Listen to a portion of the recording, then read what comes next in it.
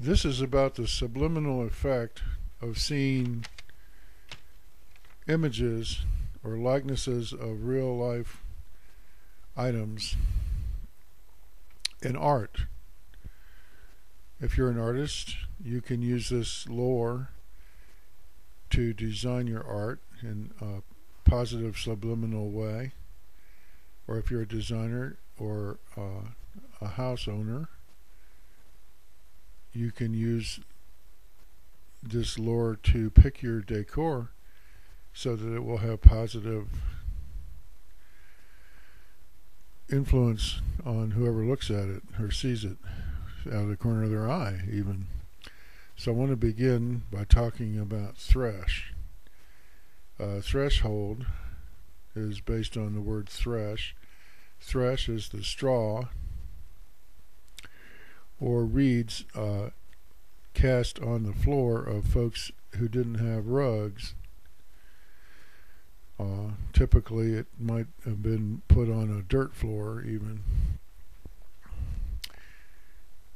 To keep now thresh, it's called thresh because threshing means you get the seeds out of the grass for eating, such as wheat, barley, and so forth. So whatever's left over is the thresh. Cast on the floor, a piece of wood is stuck in the door frame, and that keeps the thresh from sliding out of the room. So it's called a threshold. Now the thing about a threshold is it's not inside the house and it's not outside the house. It's between the inside and the outside. So metaphorically, the inside of the house being your unknowing or unconscious, your unaware bit of you, of your mind, and then the outside of the house being the bit that's aware, but typically it's aware of only the material world, of what's going on in the five senses. When it becomes aware of psychic phenomena, then it's becoming aware of the unaware, which is your inner part or bit. Now, subliminal means under the threshold because limen means threshold. Limen, so subliminal means under the threshold. Or in our metaphor, it's inside the threshold. Means can't be seen by ordinary awareness.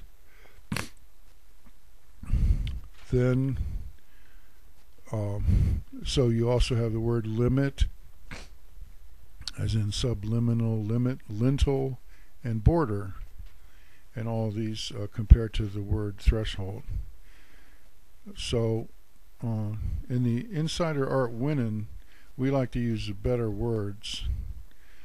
So, and symbol is not that good of a word. So we want to get people used to using the word token, which is a better word. Token has the same meaning. Now, the subliminal concept has been introduced to folks, and the buzz is about the nefarious use of subliminal images, meaning that they're hidden. They might even be images that you would recognize consciously if someone outlined them, but they're hidden. That's not what we're talking about. We're talking about an image that you see. There might be an image of a duck. We like to use the word likeness instead of image. Likeness is a better word than image. So I'll say a likeness of an ear of corn, and you consciously see it, but you don't, unless you have the psychic awareness, you don't, or the intuitive, introspective awareness, you don't see what message it's giving to your unaware mind. Now, the unaware bit of the mind is the bit that makes the decisions. Then the aware bit tries to rationalize the decisions so that they seem to fit in with the whatever the aware bit of the mind perceives in the outside world from the five senses, and to create and to fool itself into thinking that it made the decision, but it didn't. The decision was already made by the unaware mind,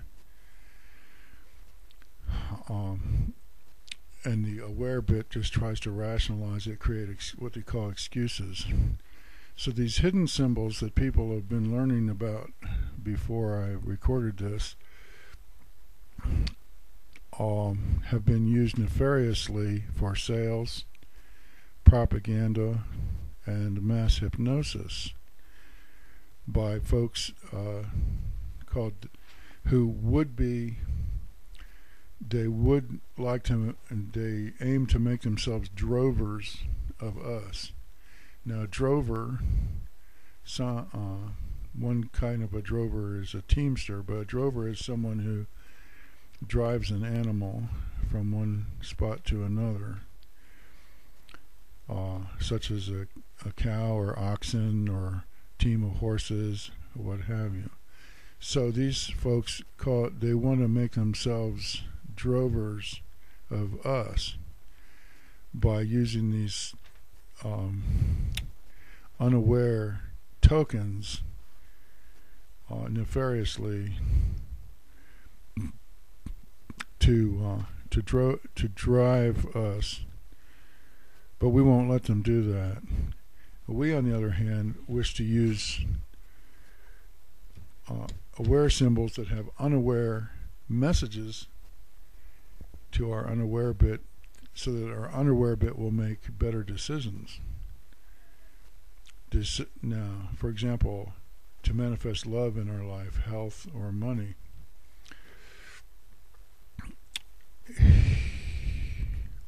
So we get our aims. Whatever your aim is, there's going to be a likeness that can be put into your art, or if you're an artist, or that can be put in your decor if you're a decorator or a homeowner, that will contribute to you getting that aim. If it's love, money, health, friendship, whatever it might be. So how mighty are the unaware tokens in getting for you what you want? They are, I feel that they are as mighty as the flowers by a sickbed. A doctor is not going to go in to the patient and prescribe flowers and nothing else. The flowers by themselves are not expected to cure the patient.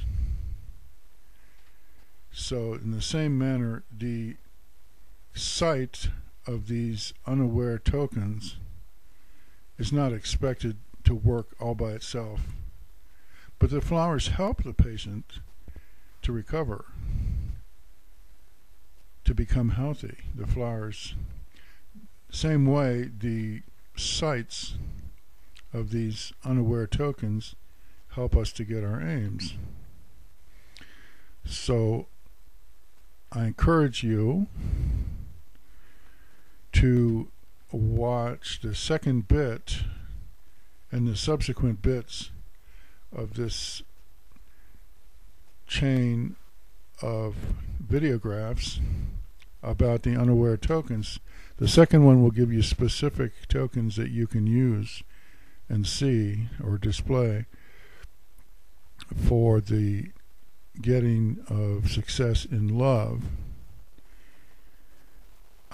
In fact, I have so much material on that, I might make 2 or 3 or more, or I might just make one and then put the rest of it into a booklet for you. So be on the lookout for that. Well, after it's done, I'll put the link below this video if there's a space for it in the medium or website that you're looking at this on. Thank you for watching.